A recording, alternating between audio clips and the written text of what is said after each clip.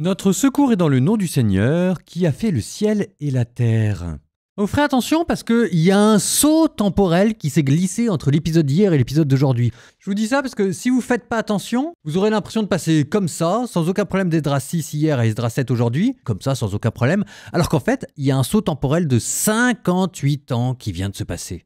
Hier, on était avec Zorobabel, le temple venait d'être construit sous Darius - 507, et maintenant, on est passé à Artaxerxès Ier, sa 7e année du roi, on est donc en -458. 58 ans sont passés. Qu'est-ce qui s'est passé entre les deux? Aucune idée. Le texte ne vous donne aucun détail. Et pourtant, on le verra, il s'est passé en creux quelque chose de très étonnant. Je vais voir si jamais vous le trouvez. J'en parlerai dans les commentaires, mais essayez de me trouver ce qui a bien pu se passer pendant les 58 ans, dont on ne parle pas, comme en creux et qui est extrêmement bizarre. Esdras 7 et 8.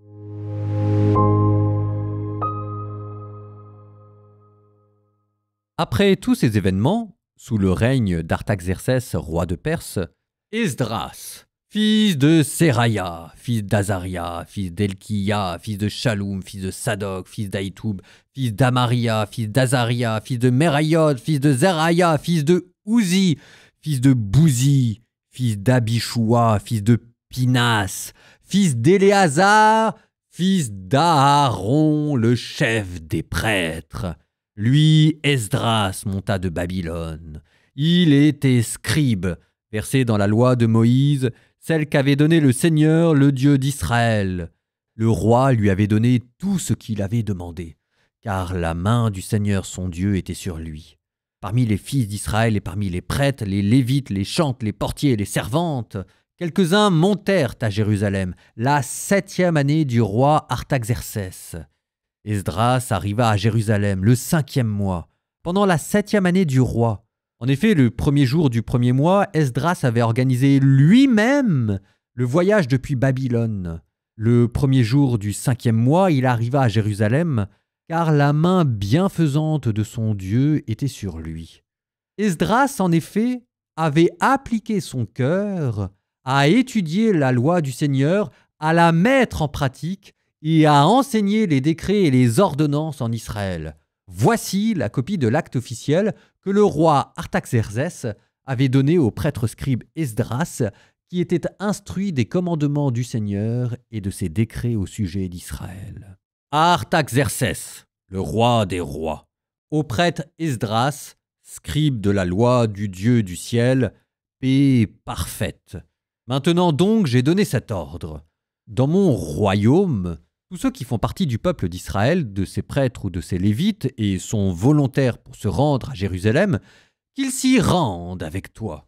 En effet, tu es envoyé de la part du roi et de ses 7 conseillers pour faire une enquête au sujet de Juda et de Jérusalem, conformément à la loi de ton Dieu dont le livre est dans ta main. Tu devras aussi porter l'argent et l'or que le roi et ses conseillers donnent volontairement au Dieu d'Israël, dont la demeure est à Jérusalem, ainsi que tout l'argent et l'or que tu trouveras dans toute la province de Babylone, avec les dons volontaires que le peuple et les prêtres apporteront pour la maison de leur Dieu à Jérusalem. En conséquence, tu auras soin d'acheter avec cet argent des taureaux, des béliers, des agneaux, et ce qui convient pour les offrandes de céréales et les libations qui les accompagnent. Alors tu les présenteras sur l'autel de la maison de votre Dieu à Jérusalem. Ce que toi et tes frères jugerez bon de faire avec le reste de l'argent et de l'or, vous le ferez, selon la volonté de votre Dieu. Les objets qui te seront donnés pour le service de la maison de ton Dieu, dépose-les devant le Dieu de Jérusalem. Le reste de ce qui est nécessaire à la maison de ton Dieu et qu'il te revient de fournir, tu les fourniras sur le compte du trésor royal. Moi, le roi Artaxerxès, je donne l'ordre à tous les trésoriers de Transphratène de faire strictement tout ce que vous demandera le prêtre Esdras, qui est scribe de la loi du Dieu du ciel. Ceci jusqu'à concurrence de 100 talents d'argent, 50 tonnes de froment, 4500 litres de vin, 4500 litres d'huile et du sel à volonté. Tout ce qu'ordonne le Dieu du ciel, qu'on l'exécute avec zèle pour la maison du Dieu du ciel, de peur que sa colère ne pèse sur le royaume du roi et de ses fils. On vous fait savoir qu'en ce qui concerne tous les prêtres et les lévites, les chantres, les portiers, les servants et les serviteurs de cette maison de Dieu, il n'est pas permis de lever sur eux ni tribut, ni impôt, ni droit de passage. Quant à toi, Esdras, selon la sagesse de ton Dieu, dont le livre est dans ta main, établis des juges et des magistrats qui exercent la justice pour tout le peuple de Transphratène et pour tous ceux qui connaissent les lois de ton Dieu. Et à ceux qui ne les connaissent pas, vous les ferez connaître. Celui qui n'accomplira pas strictement la loi de ton Dieu et la loi du roi, que la sentence lui soit appliquée, soit la mort, soit le bannissement, soit une amende, soit la prison. Béni soit le Seigneur, le Dieu de nos pères, qui a donné ainsi au cœur du roi d'honorer la maison du Seigneur à Jérusalem. Il m'a obtenu la faveur du roi, de ses conseillers et de tous les officiers du roi les plus valeureux. Quant à moi, j'ai été affermi, car la main du Seigneur mon Dieu était sur moi, et j'ai rassemblé des chefs d'Israël pour monter avec moi à Jérusalem. Voici, avec leur généalogie, les chefs de famille qui montèrent avec moi de Babylone sous le règne du roi Artaxercès. Des fils de Pinas, il y eut Gershom, des fils d'Ithamar, Daniel, des fils de David, Hatouch, des fils de Shekania, des fils de Paréosh, Zacharie, avec qui furent enregistrés 150 hommes. Des fils de Pahat-Moab, Eliéhoénaï, fils de Zeraya, et avec lui 200 hommes. Des fils de Zatou, Shekania, fils de Yahaziel, et avec lui 300 hommes. Des fils d'Adin, Ebed, fils de Jonathan, et avec lui 50 hommes. Des fils d'Élam, Isaïe, fils d'Athalia, et avec lui 70 hommes. Des fils de Shephatia, Zébadia, fils de Michaël, et avec lui 80 hommes. Des fils de Joab, Abdias, fils de Yehiel, et avec lui 218 hommes. Des fils de Bani, Shélomite, fils de Yosifia, et avec lui 160 hommes. Des fils de Bébaï, Zacharie, fils de Bébaï, et avec lui 28 hommes.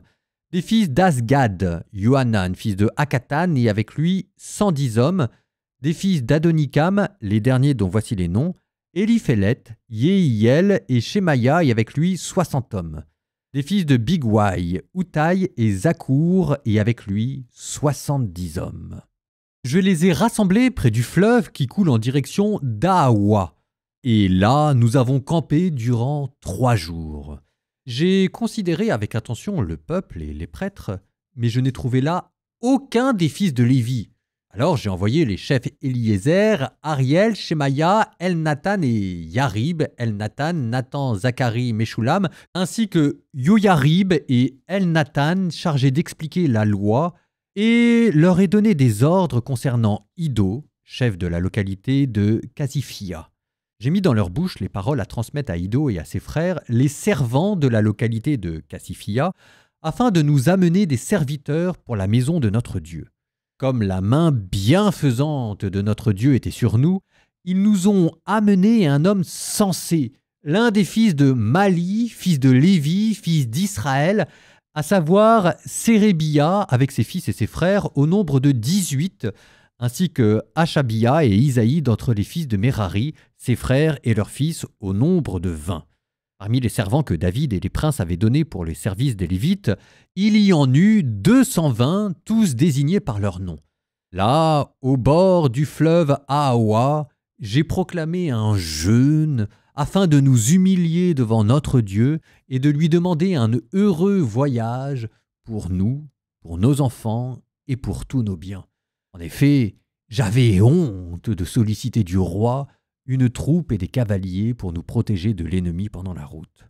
Nous avions dit au roi, « La main de notre Dieu est sur tous ceux qui le cherchent pour leur bonheur, mais sa force et sa colère sont sur tous ceux qui l'abandonnent. » Alors nous avons jeûné et demandé cela à Dieu, et il nous a exaucés.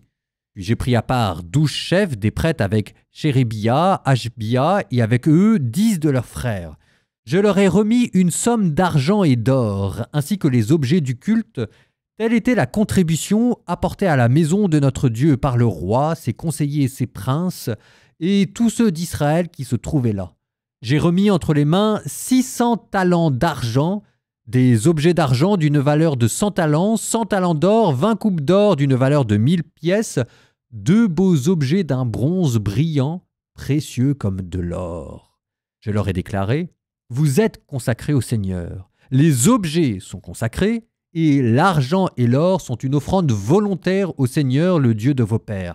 Soyez vigilants et gardez-les jusqu'à ce que vous les remettiez aux chefs des prêtres et aux Lévites, ainsi qu'aux chefs de famille d'Israël à Jérusalem dans les salles de la maison du Seigneur. » Alors les prêtres et les Lévites reçurent la somme d'argent et d'or et les objets du culte afin de les apporter à Jérusalem, à la maison de notre Dieu.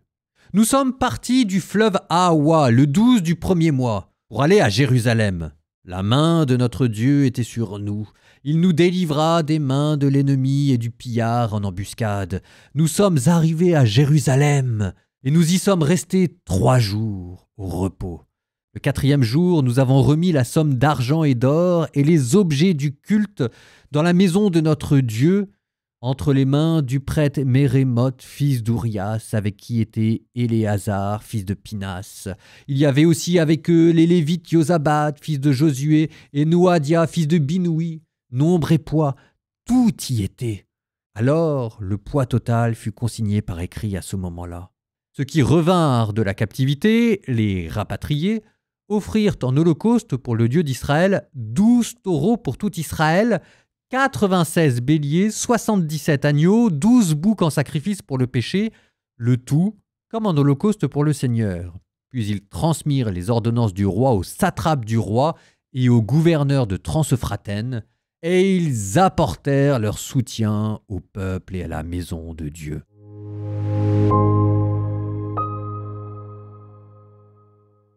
Alors, est-ce que vous trouvez ce qui a bien pu se passer pendant les 58 ans et dont on ne parle pas?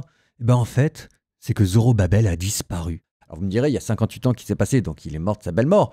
Oui, mais Zorobabel, c'était l'héritier du trône davidique, donc normalement, il aurait dû avoir un successeur. Et ici, rien du tout. Alors qu'on venait d'avoir les prophéties d'Agée et d'Ithérambique sur la restauration du trône, voilà que la lignée davidique disparaît dans les limbes de l'histoire. Probablement que le roi de Perse n'avait pas forcément envie de donner un successeur à Zorobabel et d'avoir un trône indépendant en Judée. N'empêche que là, c'est quand même étonnant, on n'en parle pas du tout. Elles vont devenir quoi, les promesses de Dieu? D'après la tradition, cette famille aurait ensuite, avec tout le clan davidique, quitté Jérusalem pour s'installer en campagne dans un petit village qui s'appelle, tenez-vous bien, Nazareth. Exactement, Nazareth. Netzer en hébreu, rejeton, mais ça, c'est une autre histoire. En attendant, ça fait quand même les 2 piliers de la reconstruction de Jérusalem qui sont là et qui sont bien mis là, mais le temple, qui est un petit temple, et le trône davidique, qu'on relègue dans une sorte de zone quasi mythique, légendaire. Oh oui, on se dit, un jour, il y aura bien le roi David qui va revenir, mais hop, on met ça à la fin des temps. Et c'est là que tout le déplacement qu'on avait vu dans le livre des Chroniques prend son sens. Comme on avait fait évoluer la fonction royale pour l'amener quasiment vers une fonction pontificale, c'était exactement pour préparer ce que vous venez d'entendre. C'était pour préparer le peuple en lui donnant des moyens intellectuels et religieux d'encaisser ce coup dur, la relégation de Zorobabel dans les oubliettes de l'histoire. Et c'est ainsi qu'on vous a montré une autre manière de gouverner le pays et comment d'autres institutions pouvaient prendre le relais et qu'on est passé de la théologie royale à la théologie du temple et de la classe sacerdotale. La classe sacerdotale, c'est le grand prêtre, mais c'est surtout cet Esdras dont on a cessé de vous montrer les lettres de noblesse, l'image de l'administrateur, du scribe, du fonctionnaire, de cette bureaucratie sacrée qui est la lointaine héritière de cette autre bureaucratie sacrée avant l'exil qu'on avait vu se mettre gentiment en place pour encadrer le pouvoir royal. Souvenez-vous des grands prêtres Joas, Helsias, etc. Avant de m'arrêter, un petit bonus sur cette liste des personnes qu'on vous a données. Souvenez-vous, lors de la première vague de repeuplement de Jérusalem, je vous avais dit qu'il n'y avait quasiment aucun lévite. Et bien là, vous avez une attention spéciale qui leur a été accordée. Ces listes de personnes qu'on voit dans le livre d'Esdras et Néhémie, je vous accorde, il y a un côté fastidieux, mais en fait, à travers elles, on devine des instantanés du repeuplement de Jérusalem. On en est où dans la communauté? La première, c'était pour vous montrer les braves, le noyau dur. Et là, on est en train de vous montrer un rééquilibrage de cette communauté en vue d'offrir à Dieu un culte plus inclusif. Proverbe 23, 6, 11. Oh, on commence par une très belle description du flatteur. Ne partage pas le pain de l'envieux, ne lorgne pas ses bons plats, car il calcule tout, il est ainsi fait. Il te dit mange et bois, mais il n'est pas de cœur avec toi. La bouche sitôt avalée, tu vas la vomir, et tu en seras pour tes compliments. À l'oreille d'un sot ne dis mot, il n'a que mépris pour tes paroles sensées. Ne déplace pas une borne ancienne, n'empiète pas sur la terre des orphelins, car leur défenseur est puissant, ils plaideraient leur cause contre toi.